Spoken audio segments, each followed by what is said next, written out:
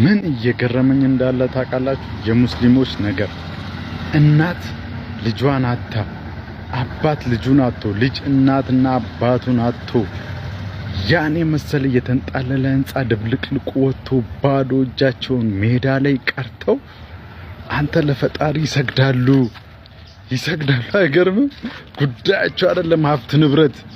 እኔ በጣም እየገረመኝ ያለ ነገር ነው። እናቴን ነው ማለት ይሄን ደሞ ይዩት ጎርፍ ቤቱን ጥቅልቅ አርጎበት አንተ ጉዳይ አይደለም። ማሻአላ እያለ ይስቃል። ጓደኛው ሲመጣ ጓደኛው ፋሚሊው አይዶን ነው። ከዚህ በላይ ጸጋ ምን አለ? እናቴን እኔማ መሄዴ ነው እግዚአብሔር። በቃ እምነት እንደዚህ በሙሉ ሲሆን ያኮራል።